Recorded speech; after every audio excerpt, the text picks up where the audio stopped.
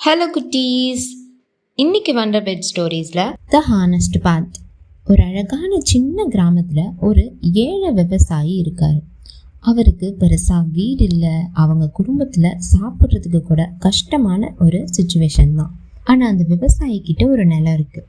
அந்த நிலத்தில் பெருசாக எதுவும் விளைவிக்க முடியாமல் ஏதோ அவரால் முடிஞ்சதை விளைவிச்சு அவங்க குடும்பத்தை காப்பாற்றிட்டு வராரு. ஒரு நாள் அந்த நிலத்துல அவர் வேலை செஞ்சுட்டு இருக்காரு. அப்போ அவருக்கு ஒரு பேக் கிடைக்குது. அந்த பேக் பார்த்தா உள்ள நிறைய கோல்டு காயின்ஸ் இருக்கு. அவருக்கு அதை பார்த்ததுமே ரொம்ப ஷாக் ஆயிடுச்சு. இது யாரோடையதுன்னு தெரியலையே, நம்ம நிலத்துல எப்படி வந்துச்சு அப்படின்னு ஆச்சரியமா பார்த்துட்டு இருந்தாரு. அந்த விவசாயி பேக் ஃபுல்லா இருக்க கோல்டு எல்லாம் பார்த்ததும் ரொம்பவே கனவு காண ஆரம்பிச்சாரு.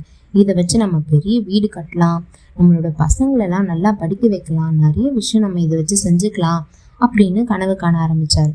ஆனா அவரோட மனசு அதை ஏத்துக்கல.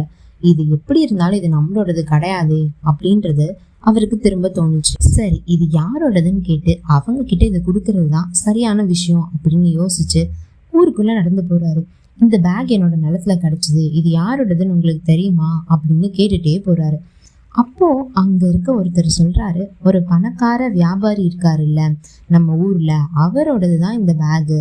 அவர் போன மாசம் இந்த வழியா போனப்ப தொலைச்சதா எல்லார்கிட்டயும் சொல்லிட்டு இருந்தாரு. ஆனா அது அப்ப கிடைக்கவே இல்லை, உன்னோட நிலத்துலதான் விழுந்திருக்கு போல அப்படின்னு அவர் சொன்னாரு. நான் யோசிச்ச மாதிரியே இந்த கோல்டு பேக் இன்னொருத்தரோடது அப்படின்றது விவசாயிக்கு புரிஞ்சிச்சு. சரி, அந்த வியாபாரியை கண்டுபிடிச்சு அவர் கையில இதை கொடுக்கலாம் அப்படின்னு சொல்லி நடந்து போயிட்டு இருக்காரு. அந்த வியாபாரியை பார்த்ததுமே, இந்த பேக் உங்களோடதா, இது ஃபுல்லா கோல்டு காயின் இருக்கு, என்னோட நிலத்துல தான் கிடைச்சது, நான் இன்னைக்கு வேலை செய்யறப்ப அதை கண்டுபிடிச்சேன் அப்படின்னு சொல்லி கொடுக்குறாரு. அந்த பணக்கார வியாபாரிக்கு இவர் கோல்டு காயின்ஸ் எல்லாம் திரும்ப எடுத்துட்டு வந்து கொடுக்கறது ரொம்பவே ஆச்சரியமா இருந்தது.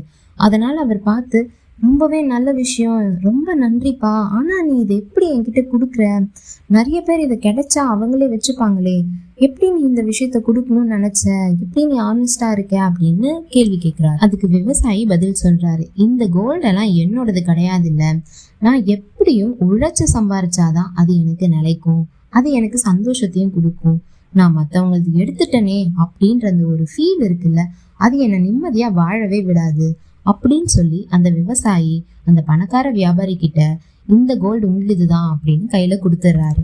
சுத்தி இருக்க மக்கள் எல்லாருமே அந்த ஏழை விவசாயிய ரொம்ப ரெஸ்பெக்டோட பார்க்க ஆரம்பிக்கிறாங்க. அடுத்தடுத்து அவனுக்கு நிறைய வேலைகளும் கொடுக்குறாங்க. அவனோட வாழ்க்கையில அவன் ரொம்ப பெரிய இடத்துக்கு போறான், வீடு கட்டுறான், அவனோட பசங்களெல்லாம் நல்ல இடத்துல படிக்க வைக்க முடியுது, அவனோட வாழ்க்கையே ரொம்ப பெரிய லெவல்ல மாறிடுது. அதுக்கு காரணம்